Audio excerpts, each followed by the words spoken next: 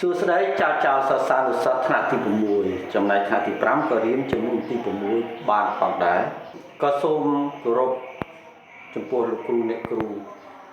ទាំងអស់ដែលកំពុងបំពេញតួនាទីយ៉ាងមមាញឹកដើម្បីជូនជាឯកសារជំនួយក្នុងការស្រាវជ្រាវដើម្បីបង្រៀននៅបឋមសិក្សាឲ្យមានប្រសិទ្ធភាពនៅក្នុងអំដងអភិរក្សនៅគណិតវិទ្យានៃសម័យរៀមច្បងទសវត្សរ៍ឆ្នាំ60ទៅ70ឲ្យបានគង់វង្សដើម្បីចែកជូនដល់ខេមរៈបុត្រជំនាន់ក្រោយៗបានសិក្សាបន្តនិងយល់ឃើញថាគណិតវិទ្យាឯកសារនេះ វាជាគ្រឹះមូលដ្ឋានជាគ្រឹះមូលដ្ឋាននៃគណិតវិទ្យាដ៏សំខាន់ជាគ្រឹះមូលដ្ឋានដ៏រឹងមាំហើយវាផ្សារភ្ជាប់ទៅនឹងជីវភាពរស់នៅប្រចាំថ្ងៃទៅនឹងការតស៊ូប្រចាំថ្ងៃរបស់ប្រជាពលរដ្ឋយើងផងថ្ងៃនេះថ្ងៃពុធទី20ខែមីនាឆ្នាំ2026សូមបញ្ជាក់ថាគណិតវិទ្យានេះសម្រាប់ស្វ័យសិក្សានៅផ្ទះតែប៉ុណ្ណោះមេរៀនទី52ចូលមកដល់ភាគ1មេរៀនទី52ភាគ1ដល់ស្រង់ចេញពីសភៅថ្នាក់ទី7ចាស់បោះពុំនាឆ្នាំ1970ស្មើនឹងថ្នាក់ទី6បច្ចុប្បន្នយើងនេះមេរៀនយើងនេះឈ្មោះហៅថាចតុកោណកែងចតុកោណកែង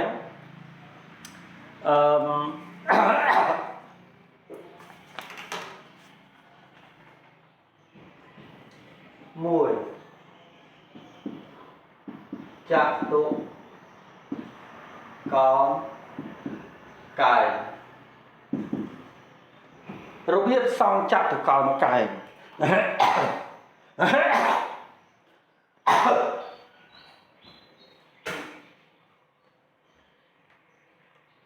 របៀបសង់ចតុកោណកែងដំបូងយើងសង់បណ្ដោយមួយសិនមក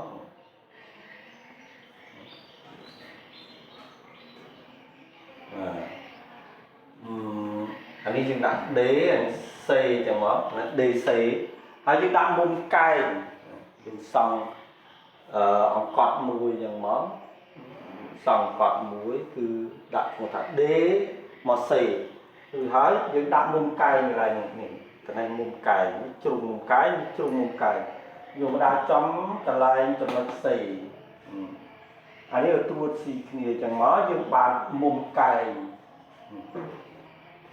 នេះយើងបានមុំកែងកន្លែងនេះតមកទៀតគេយកដែកឈានគេយកដែកឈាននេះដែកឈាននេះយកមកក្រិតយកមកក្រិតត្រង់នេះយើងស្រឡាញ់ប្រវាយណាឡើងប្រវាយនេះក្រិតប្រវាយនេះអានេះគេហៅថាចំណុច A ចំណុច A នេះក្រិតដាក់ចំកំពូល D ហ្នឹងកំពូលមុំកែងចំណុច A នេះចំណុច A រសារវាមកដៃឈាននៅដដែលយើងយកមកដាក់ត្រង់នេះដាក់ចំកំពូល C នេះដាក់ចំចំណុច C នេះយើងគូសរង្វង់ធ្វើគូសតែបន្តិចបានហើយគូសធ្នូគូសធ្នូអត់គូសរង្វង់ទាំងមូលទេគូសធ្នូគឺជាផ្នែកមួយរបស់រង្វង់តែមួយផ្នែកតែបន្តិចប៉ុណ្្នឹងទេគេហៅថាធ្នូឬហើយយើងវាស់នេះបើវាមាត់ដៃឈានយើងវាស់ D ទៅ C នេះប្រវាយនេះ D ទៅ C យកមកដាក់លើ A នេះមក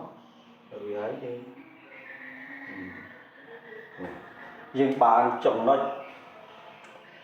ដែលវាប្រសពគ្នាកន្លែងនេះហៅថាចំណុច B នេះប្រសពធ្នូទាំងពីរប្រសពគ្នាកន្លែងនេះហៅថា B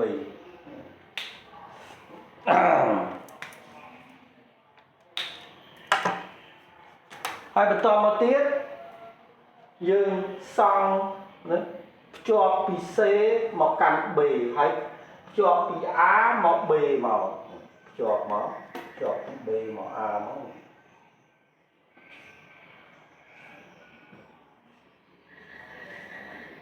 ជាប់ពី B មក A មករត់កែងខ្លួនវាហ្មងនេះរត់កែងអានេះយើងជាប់ពី B មក C មកហើយក៏វារត់កែងដែរនេះរត់កែងទៅនេះអានេះកែងរត់កែងដល់ខ្លួនវាហ្មងរត់កែងដល់ខ្លួនវាអានេះស្មើនឹងខាងនេះខាងណាស្មើនឹងខាងណាអាទល់មុខគ្នាឈោម AB ឈោម DC AD ឈោមគ្នានឹង BC ស្គាល់ពាក្យឈោមឈោមគឺទល់មុខគ្នាយ៉ាងនឹងគេហៅឈោមជ្រុងឈោមជ្រុងឈោមស្មើគ្នាអាជ្រុងឈោមអាវែងនេះនេះវាទល់មុខគ្នានេះឈោមដូចតាមបែរមុខទៅរកក្តារខៀនគេថាតាបែរមុខឈោមទៅនឹងក្តារខៀនពាក្យថាឈោមគឺទល់មុខណាឈោមទល់មុខគ្នាអញ្ចឹងជ្រុងឈោមខាងនេះស្មើនឹងជ្រុងឈោមខាងនេះជ្រុងឈោមនេះជ្រុងឈោមនេះស្មើគ្នាដែរដូច្នេះចាក់ទុកកោនកែងមានជ្រុងឈោមស្មើគ្នា2អានេះស្មើនេះស្មើនេះហើយមានមុំកែង4ណារបៀបសង់មុំកែងរបៀបសង់ចាក់ទុកកោនកែងបាមិញចៅឃើញហើយគេអាចប្រើវិធីមួយយ៉ាងទៀតគេអាចប្រើវិធីសង់ចាក់ទុកកោនកែងមួយយ៉ាងទៀតដោយគូសអង្កត់ខ្វែងគ្នាចឹងតែគូបន្ទាត់ខ្វែងគ្នាចឹងមកគូបន្ទាត់ខ្វែងគ្នាបន្ទាប់មកចៅយកដៃឈៀន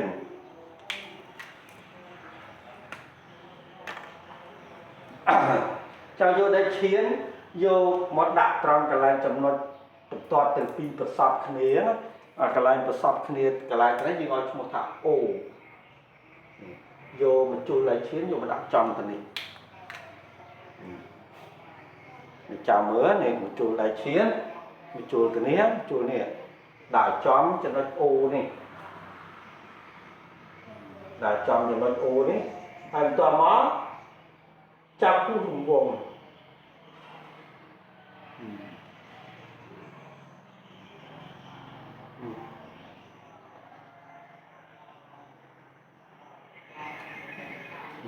គូរង្វង់មកជុំវិញនឹងមកពេលដែលចាប់គូរង្វង់មកជុំវិញបានហើយចាប់កំណត់នេះចំណុចដែលវាកាត់បន្ទាត់ទាំងពីរនេះកាត់ត្រង់នេះកាត់ត្រង់នេះកាត់ត្រង់នេះរង្វង់នោះវាកាត់ចឹងនៅពេលនោះចាប់ភ្ជាប់មកភ្ជាប់ចំណុចដែលវារង្វង់កាត់បន្ទាត់ទាំងពីរនោះយើងភ្ជាប់កន្លែងដែលវាប្រសពគ្នាហ្នឹងកន្លែងដែលជួបនេះថាប្រសពយើងដាក់ទៅនេះ A អានេះយើងដាក់ B ហើយយើងគូសនេះទៀត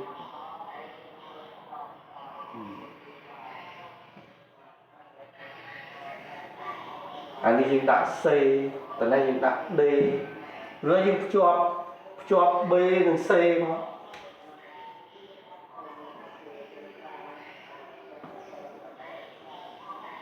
ភ្ជាប់ B និង C ឬភ្ជាប់ A និង D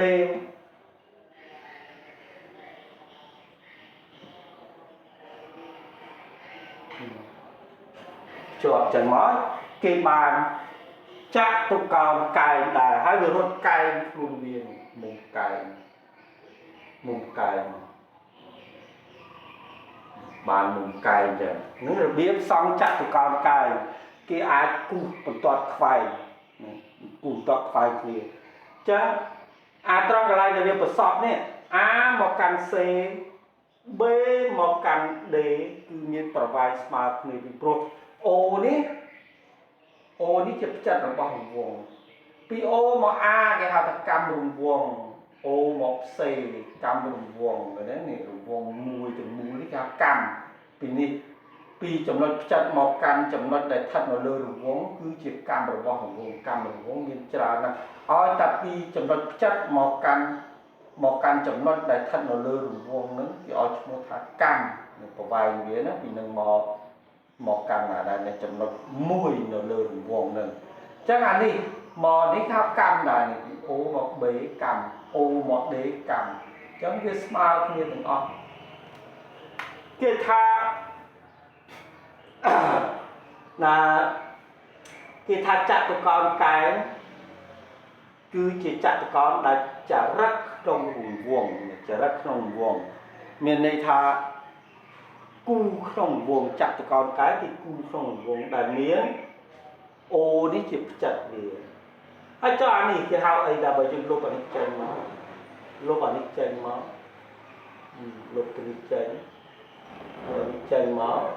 B mà để thành A mà C chia vậy cứ chia ông quạt trúในจัตุกรใกล้ A មក C B មក D ជាអង្គត់ទ្រូងរបស់ចតុកោណកាយអញ្ចឹងគាត់ទ្រូងរបស់ចតុកោណកាយប្រសពគ្នាត្រង់ចំណុចកណ្ដាលរួម O មក D ស្មើនឹង O ទៅ B ស្មើនឹង O ទៅ A ស្មើនឹង O មក C មក O មក C ហើយនេះវាចែកចេញជាត្រីកោណស្មើគ្នាទៀតអានេះស្មើនឹងត្រីកោណឈោមគ្នានេះអានេះឈោមជាមួយនេះឈោមគឺទល់មុខគ្នាចាត់ត្រីកោណចែកចេញជាត្រីកោណស្មើគ្នាពីរអានេះស្មើនេះអានេះស្មើនេះអញ្ចឹងអាខ្សែដែលកំពូលឈោមគ្នានេះទីភ្ជាប់កំពូលឈោមគ្នាគេហៅអង្កត់ទ្រូងទាំងពីរ AC ហើយ BD គឺស្មើគ្នាហើយមានចំណុចប្រសពរួមត្រង់ចំណុចកណ្ដាលរួមចំណុចកណ្ដាលនេះអាចចំណុចប្រសពកន្លែងនេះគេហៅថាចំណុចកណ្ដាលរួមគ្នាអានេះមកនេះស្មើនឹងទៅនេះស្មើនឹងនេះស្មើនេះអញ្ចឹងវាស្មើគ្នាទាំង4 1 2 3 4ស្មើគ្នាទាំង4គឺជាកម្មរង្វង់តែមួយណាកម្មរង្វង់ចិត្តអូតែមួយទេ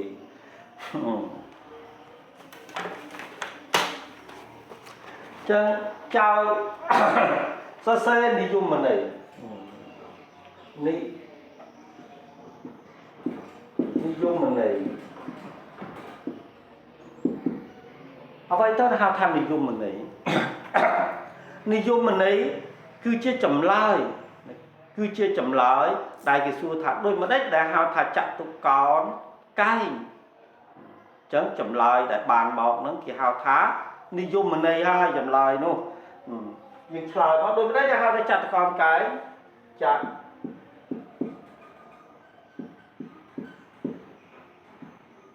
តុកោណកែងគឺជាពាក្យគឺជាភូកោណមានន័យជ្រុងច្រើនណាចតុកោណកែងគឺជាភូកោណគឺជាខ្សែកាច់យ៉ាងច្រើនភូកោណដែលមាន4ជ្រុង1 2 3 4គេហៅថាភូកោណចតុកោណណាអញ្ចឹងចតុកោណកែងគឺជាភូកោណគឺជាភូកោណដែលមានជ្រុង4ដែលមានជ្រុង4ចតុកោណកែងគឺជាភូកោណដែលមានជ្រុង4ជាអំបូររបស់ភូកោណជាអំបូររបស់ភូកោណដែលមានជ្រុង4ហើយជ្រុងឈោមស្មើគ្នាពីចតុកោណកែងគឺជាភូកោណដែលមានជ្រុង4ដែលកំដាក់ហើយយ៉ាងដាក់ដែលវិញ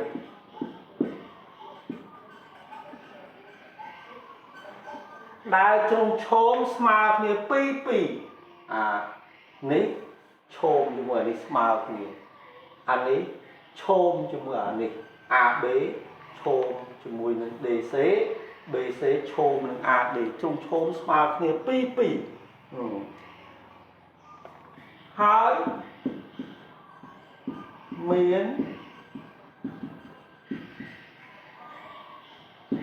ានមុខកែង4ហើយមានមុខកែង4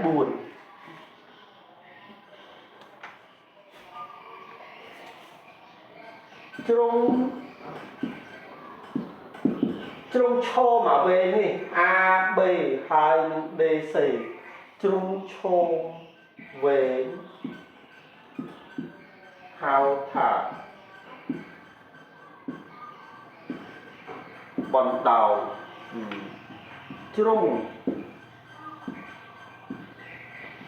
จงโชมใครจงโชมใครใครเนี่ยใครใครเนี่ยเบสhànhเดะ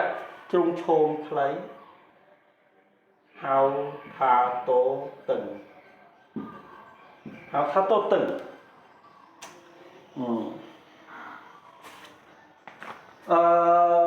เฮาทาโตตึง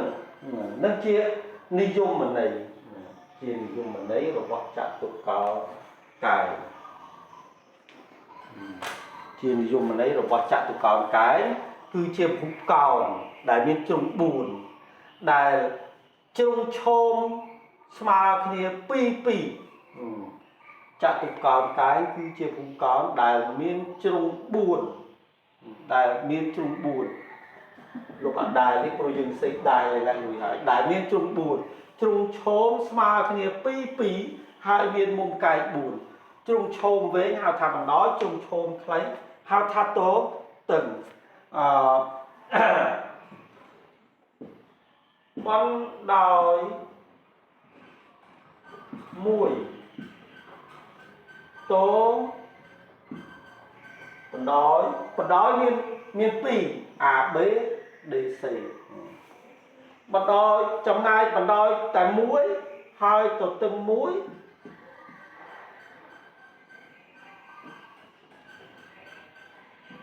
oi chmua thao vĩ miệt còn đòi mũi từ từng mũi oi chmua thao vĩ miệt đôi đi chạ tục còn cài tá miên vĩ miệt còn màng chạ tục còn cái miên vĩ miệt còn màng đôi ní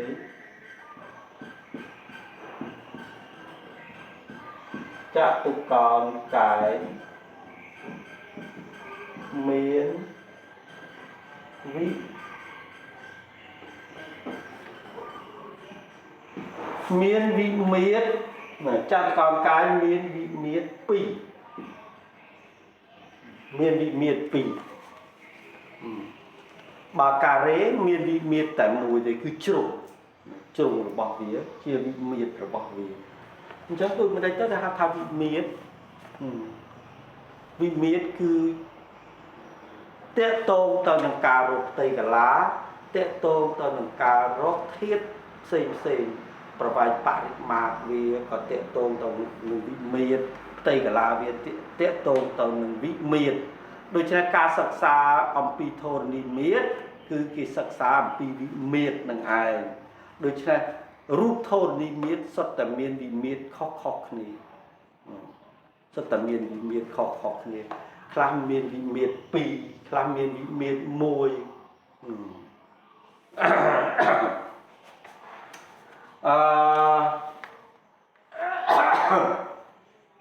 จังยังสกอธาโดยประเดี๋ยวธาวิเมียนะวิเมียคือการเตะโต้งตอนหนึ่งการเกลี่ยเนี้ยรถเทียบดับเตยตีรถบอกวิเอาชมธาวิเมียโดยใช้จัดก่อนการเมียนวิเมียปียังหนึ่งสักสามปีโทนนิเมียเซงต่อตีดันโทนนิเมียคลามเมียนวิเมียดาวตะบูนกับเมียนได้คลามเมียนวิเมียใบ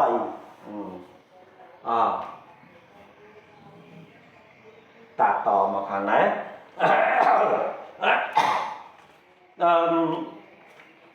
โดยฉะนั้น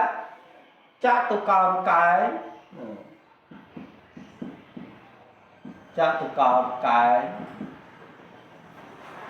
เมียนจัตุกรกายเมียนบอนด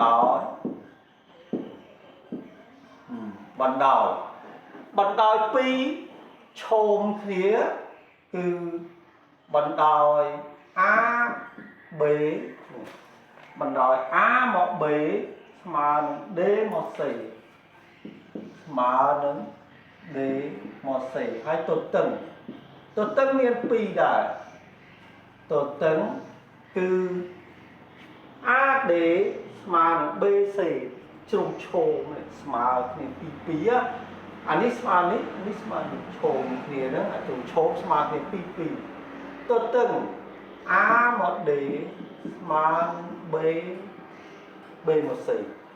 mà B một C ông có tru anh ấy dùng luôn tên này hai ông có tru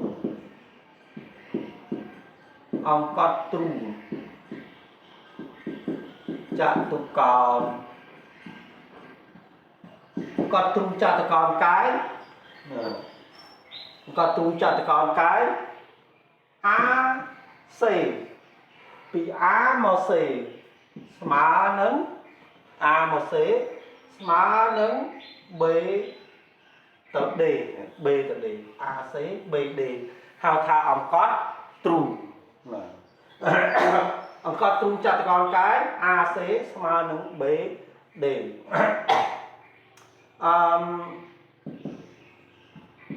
ông có tru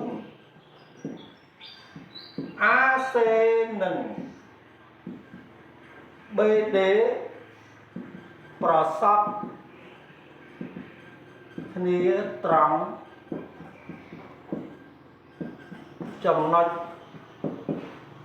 កណ្ដាលត្រង់ចំណុចកណ្ដាលរូប O អាត្រង់កន្លែង O កន្លែងនេះដែលគាត់រូបទាំងពីរប្រសពគ្នាណានេះប្រសពគ្នាកន្លែងនេះគេហៅថាចំណុចកណ្ដាលរួមគេបានកាលណាចំណុចកណ្ដាលរួមអញ្ចឹងចំណុចកណ្ដាលគឺវាចែករបស់នឹងជាពីរស្មើគ្នាបានគេហៅចំណុចកណ្ដាលគេបាន O ទៅ A ស្មើ O មក C ស្មើ O មក B ស្មើ O ទៅ D នេះកត់ទ្រូងចំណុច O ជាកណ្ដាល O ទៅ B O ទៅ A O ទៅ C O ទៅ D ស្មើគ្នា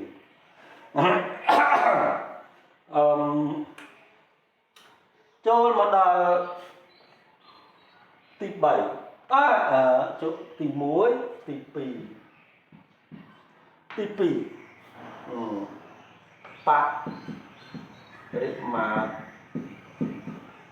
បរិមាចតុកោណបរិមាចតុកោណកែ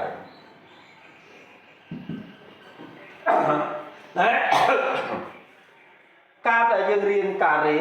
បរិមាគឺតាមដល់អក្សរ2បរិមាប្រែមកថាជុំវិញខ្សែកាច់ជុំវិញនេះខ្សែកាច់ជុំវិញគឺខ្សែកាច់ AB គេបូកជាមួយនឹង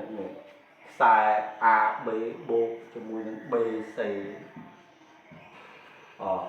បូកជាមួយ CD បូកជាមួយនឹង D ទៅ A គឺជុំវិញចេញពី A មកហើយបានទៅជួប A វិញគេថាជុំវិញមួយជុំវិញហ្នឹងគេឲ្យឈ្មោះថាបរិមាបូកខ្សែកាច់តគ្នាតែ AB វាស្មើជាមួយ CD ហើយ BC ក៏ស្មើ DA ដូច្នេះជ្រុងស្មើគ្នា2អានេះស្មើជាមួយនេះចំណែកអត្តនៈស្មើជាមួយនេះអញ្ចឹងតាចំនួនមក AB បូកជាមួយនឹង BC ចាអត្តនៈវាស្មើគ្នាអញ្ចឹងអានេះវាស្មើ AB ដែរតាដាក់ AB អានេះស្មើ BC ដែរតាចំនួនដល់ BC អញ្ចឹងមកឃើញទេចំនួនដល់ BC អញ្ចឹង AB បូក BC អានេះ AB ក៏បូក BC ព្រោះវាអានេះវាស្មើគ្នានេះស្មើនឹងអានេះស្មើជាមួយនឹង AB បូក BC អញ្ចឹង AB បូក BC A មក B បូកនឹង BC ហើយអានេះយើងថា AB ទៀតទៅ AB បូកនឹង BC ទៀតទៅព្រោះវាស្មើតែគ្នារបស់ស្មើគ្នាគេចំនួនគ្នាទៅវិញទៅមកបានណាចាណារបស់ស្មើគ្នាគេចំនួនគ្នាបានអានេះយើងចំនួនដោយ AB ជាមួយនឹង BC ដូចគ្នាដែរអញ្ចឹងគេបានបរិមាត្រនេះស្មើនឹង AB បូកនឹង BC ដល់ទៅប្រមាណដងចាមើល anh ấy có AB bông BC anh ấy AB bông BC AB bông BC AB bông BC AB bông BC đo từ pi đòn chẳng khi đặtสัญญาณ lịch cồn anh ấy đòn pi đòn đôi chân này ដើម្បីរកប្រវែងមកជុំវិញរបស់ចតុកោណកែងគឺគេយកបណ្ដោយ AB ឲ្យឈ្មោះថាបណ្ដោយ A មក B បណ្ដោយបូកជាមួយ BC បូកជាមួយ BC ឃើញប្រមាណមកវងកញ្ចក់ហ្នឹងឃើញប្រមាណគុណនឹង2ដងគុណ2ដងព្រោះ AB បូក BC មកអានេះបានមកជំហៀងនេះហើយបានពាក់កណ្ដាលហើយបូកនេះទៀត AB ទៀតបូក BC ទៀតវាចំនួនគ្នាព្រោះស្មើគ្នាអញ្ចឹងបូក2ដងបណ្ដោយបូកទៅถึง2ដងគុណ2មកឃើញជុំវិញ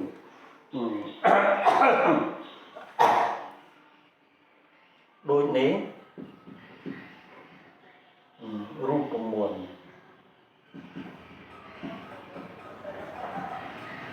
ដូចនេះរូបមន្តបរិមាត្រ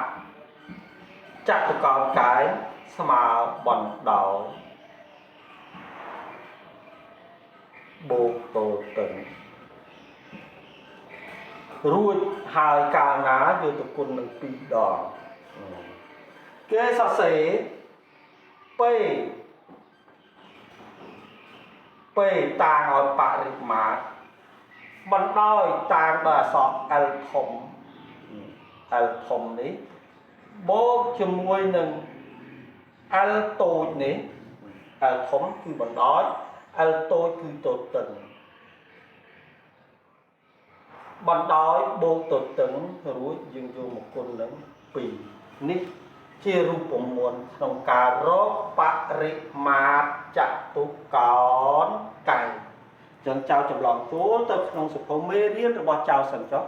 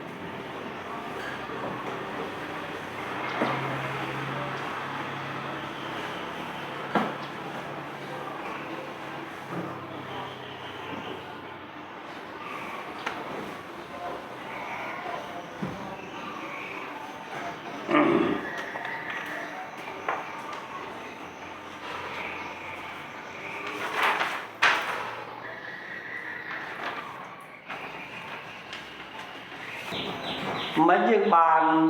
ស្គាល់អំពីបរិមាត្ររូបមន្ត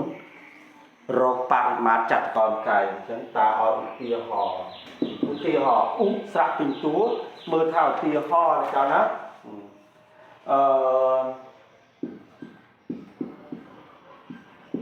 ចតុកោណកែងចតុកោណកែងមួយដីឧទាហរណ៍ដីចតុកោណកែងមួយចតុកោណកែងមួយមានបណ្ដោយ12ម៉ែត្រទទឹង8ម៉ែត្រតើប្រវែងជុំវិញមានប៉ុន្មាន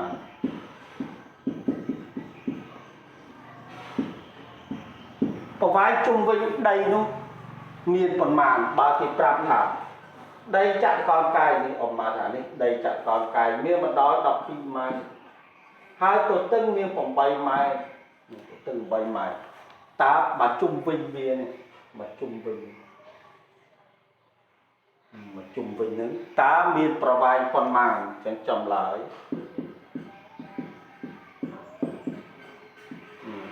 ចម្លើយរយើងមិនបាច់ថារកប្រវែងជុំវិញទេយើងបដូរពាក្យជុំវិញមកជាបរិមាណវិញមកណាមកជាបរិមាណមិនបរិមាណទេបដូរប្រវែងជុំវិញមកជាបរិមាណទៅច្រឡំបរិមាណបរិមាណគឺចំនួនទេរកប្រវែង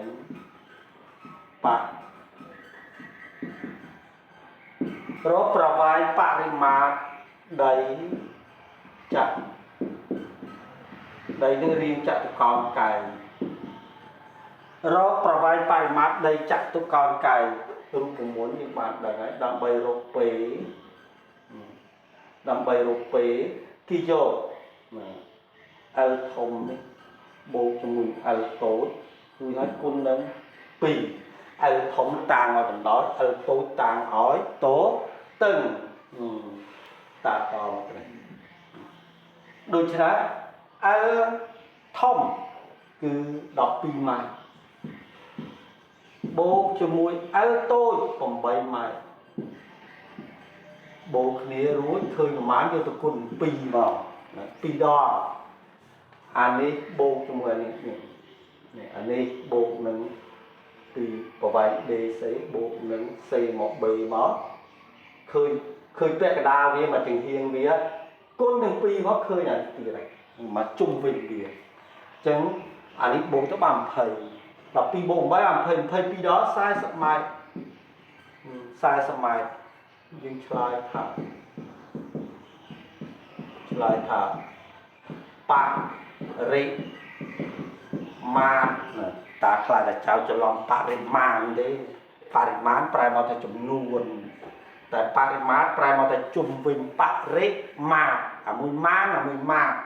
បរិមាណដីនោះគឺ40ម៉ែត្របរិមាណដីនោះគឺ40ម៉ែត្រនឹងចូលមកដល់លេខ3របៀបគណនាវិមានរបៀបគណនាវិមាន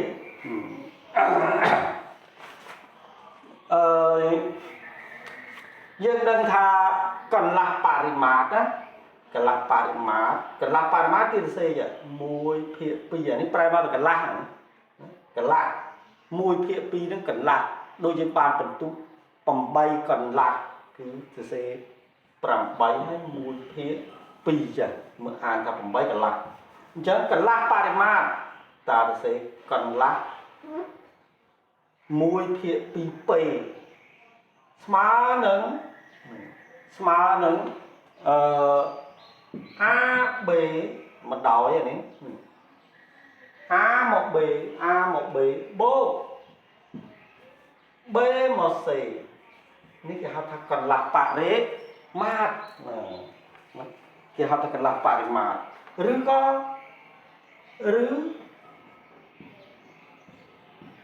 ន្លះបរិមាណនេះគេយកពេឲ្យតែរបស់រោកន្លះគេយកមកចែកមកជុំវិញពេមកជុំវិញហ្នឹងយកមកចែកជា2ក៏បានដែរឃើញកន្លះដូចគ្នាយកបណ្ដោយបូកទៅតឹងយើងដឹងហើយបណ្ដោយគឺ L បូកនឹងតូចតឹងគឺ L តូច L ធំបូក L តូចបណ្ដោយបូកទៅតឹងយើងសេជាខ្មែរមកកន្លះបរិមាណស្មើបណ្ដោយបូកបណ្ដោយបូកតូបណ្ដោយបូកទៅតឹងបានបណ្ដោយបូកទៅតឹងកន្លះបរិមាណបណ្ដោយបូកទៅតឹងឬបណ្ដោយបូកទៅតឹងនេះបណ្ដោយបូកទៅតឹងឬបរិមាណកាលណារបស់ដែលរកកន្លះបរិមាណគឺគេយកមកជុំវិញបរិមាណនឹងយកមកចែកជា2 ở trong nó cháu rô cần la rô bẹt cái đá cứ vô bóng nó vô mà chạy pì đôi thà rô bẹt cái đá này bạc mà pon vô mà pon chạy pì khơi pram rồi chẳng bẹt cái đá pram mà cái la này mà pon cứ pram rồi như này chạy pì nó khơi chẳng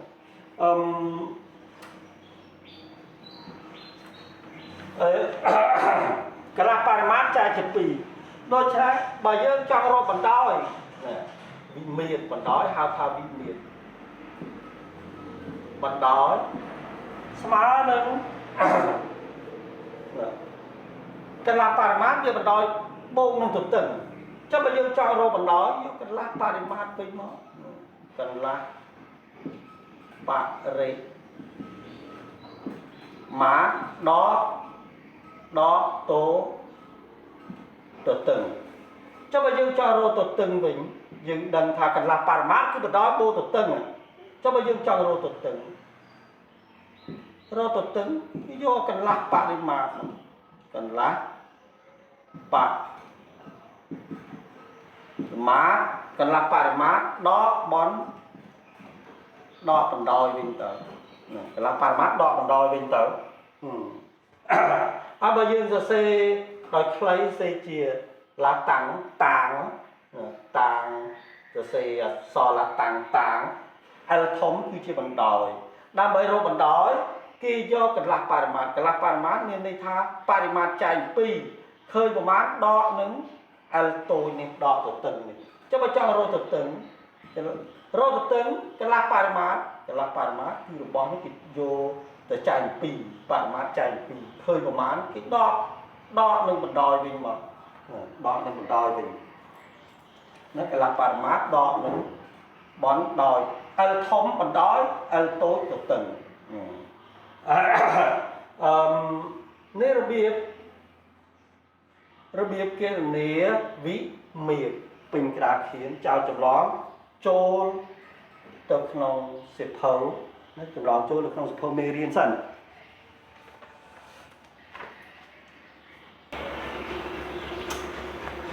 อุทิศหอ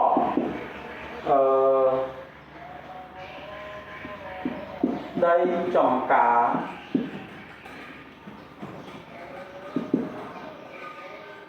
đây trồng cà muối riêng chặt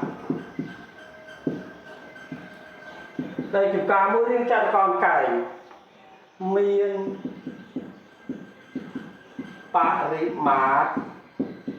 miên parimat 68 ម៉ែត្រ68 ម៉ែត្រទទឹង9 ម៉ែត្រខាងcái nạn này bằng đầu cái này bằng đầu nó ta bằng đầu mà trong lời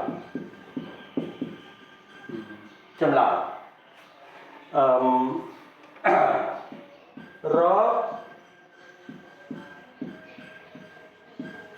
provide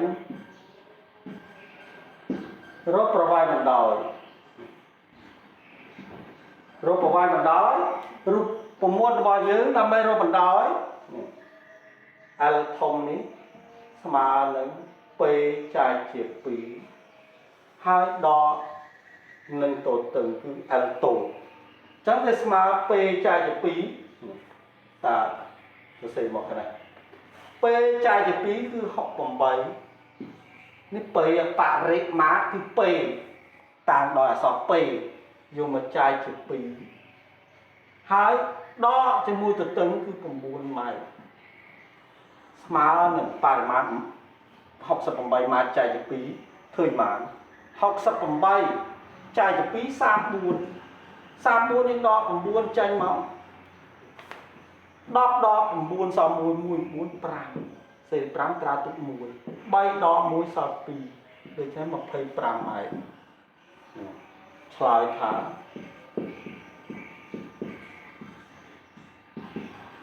thả provide bằng đói vị miệt bằng đói các bạn đạiឬក៏ provide bằng đói các bạn đại thả vị miệt các bạn vị miệt bằng đóiព្រោះbằng đói hay được tới cái ở một thả vị miệt provide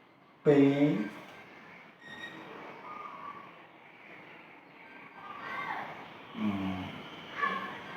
4នៅក្នុងចំណោទដែលមានការប្រើឃ្លាប្រើពាក្យពេចន៍ដែលមានចំនួនប្រភេទបែបនេះចៅត្រគូអង្កត់តាងហ្មងអង្កត់តាងបែបនេះណាគូអង្កត់តាងហ្មងលួសំណាញ់ដែលព័ទ្ធជុំវិញដីច្បារមួយរាងចតុកោណកាយមានប្រវែង180ម៉ែត្រដោយដឹងថាទទឹងស្មើ1/4នៃបណ្ដោយគេណនាវិមាត្រចៅដឹងហើយគឺបណ្ដោយគេចង់ឲ្យយើងរកប្រវែងបណ្ដោយប្រមាណម៉ែត្រចុះទទឹងប៉ុន្មានម៉ែត្រដែរគេចង់សួររកអាហ្នឹងដូច្នេះគេប្រាប់ថាទទឹងស្មើ1/4ណា1/4នៃបណ្ដោយ1/4នៃបណ្ដោយនេះអានេះ1អានេះ4បណ្ដោយ4ទទឹង1អញ្ចឹងគេគូសកត់តាងទទឹងគូស1ចំណែកហើយបណ្ដោយ4ចំណែកបណ្ដោយបូកនឹងទទឹងបណ្ដោយបូកនឹងទទឹងបណ្ដោយ1ពី A មក B បូកនឹង B មក C ហៅថាកន្លះបរិមាត្រគេហៅថាកន្លះបរិមាត្រអញ្ចឹងដោយដឹងថាទទឹងមាន1/4បណ្ដោយនោះបណ្ដោយស្មើនឹងទទឹង4ដងស្មើនឹងទទឹង4ដងទើបបានបន់ដោយប្រវែងទទឹងគុណនឹង4ដងនេះ1ដង2ដង3ដង4ដងអញ្ចឹងមកចឹងគេត្រូវដឹងកន្លះបរិមាត្រគឺបណ្ដោយបូកនឹងទទឹងកន្លះបរិមាត្រគឺបណ្ដោយបូកនឹងទទឹង L នេះបូកជាមួយ L នេះឬក៏កន្លះបរិមាត្រគេយកបរិមាត្រចែកនឹង2ដូច្នេះគេអត់ប្រាប់បណ្ដោយប្រាប់ទទឹងផលគេសួររកវិមាត្រតែគេប្រាប់លួសំណាញ់ព័ទ្ធជុំវិញច្បារមានប្រវែង180ម៉ែត្រអញ្ចឹងបាននេះគេប្រាប់បរិ ម៉ាតបរិមាត្រមួយជុំវិញនេះមួយជុំវិញនេះពាត់លុះសំណាមពាត់លុះសំណាញ់មួយជុំវិញ180ម៉ែត្រអញ្ចឹងគេប្រាប់បរិមាត្រដែរបើប្រាប់បរិមាត្រអញ្ចឹងយើងអត់អាចយកបណ្ដោយបូកទៅតឹងបានទេព្រោះយើងអត់ស្គាល់បណ្ដោយអត់ស្គាល់ទៅតឹងអញ្ចឹងយើងរកប្រវែងកន្លះបរិកន្លះបរិមាត្រគឺ180ម៉ែត្រកន្លះបរិមាត្ររូបមន្តវាកន្លះបរិមាត្រចៅត្រូវយកបរិមាត្រឲ្យតែរកកន្លះគឺពាក់កណ្ដាលរកពាក់កណ្ដាលនៃអ្វីក៏ដោយត្រូវយករបស់នោះចែកជា2មកឃើញពាក់កណ្ដាលហើយពាក់កណ្ដាលគឺកន្លះនឹងឯងដូច្នេះវាស្មើនឹង180ម៉ែត្រយើងចែកជា2មក180ម៉ែត្រចែកជា2 18ចែក2បាន9 9 2ដល់18 8ដល់18សល់0ទម្លាក់0នេះបាន0អញ្ចឹងកន្លះបរិមាត្រគឺ90ម៉ែត្រកន្លះបរិមាត្រគឺ90ម៉ែត្រកន្លះបរិមាត្រគឺ90ម៉ែត្រគឺបណ្ដោយបូកនឹងទទឹងឬក៏ទទឹងនេះបូកនឹងបណ្ដោយគឺបាន90ម៉ែត្របាន90ម៉ែត្រដូច្នេះក្នុង90ម៉ែត្រមានប្រមាណចំណែករាប់មកទឹងបណ្ដោយទឹងទទឹងបូករួមគ្នានេះបាន90ម៉ែត្រនេះប្រវែងទទឹងប្រវែងបណ្ដោយអញ្ចឹងទទឹងមានម្ដងបណ្ដោយមាន4ដងបូកមក1 2 3 4 5 5ដងដូច្នេះដើម្បីរកប្រវែងទទឹងយើងរកអាតិចឃើញមុនដែរប្រវែងរកប្រវែងទទឹងគឺយក90ម៉ែត្រនេះចែកជា5ដង90ម៉ែត្រចែកជា5ដង9ចែកនឹង5បាន1សល់4តម្លាក់0បាន8 5ដល់40សល់0ឃើញ18ម៉ែត្រគឺ18ម៉ែត្រ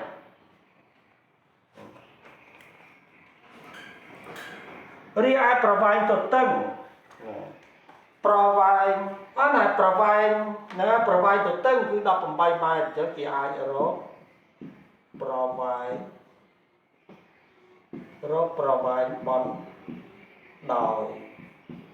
ប្រវែងបណ្ដោយស្មើនឹងទទឹងគុណនឹង4ដងនេះទទឹង1ដង2ដង3ដង4ដងប្រវែងទទឹង4ដងមក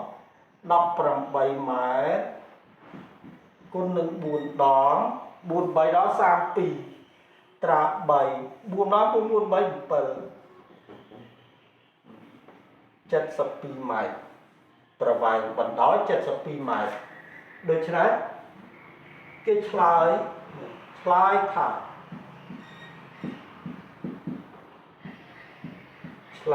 ា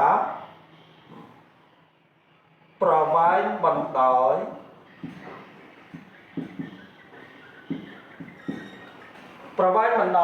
72ម៉ែត្រ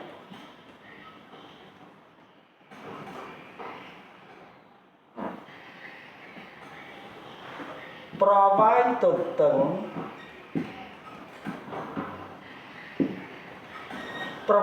ទឹង18ម៉ែត្រ18ម៉ែត្រដូច្នេះប្រវែងវិមាត្រដែលគេសួររកគណនាវិមាត្របានន័យថាបណ្ដោយប្រមាណម៉ែត្រទទឹងប្រមាណម៉ែត្រយើងរកឃើញអស់ហើយចៅចម្លងចូលទៅក្នុងសិភៅមេរៀនរបស់ចៅចប់ភាគទី1សូមអរគុណ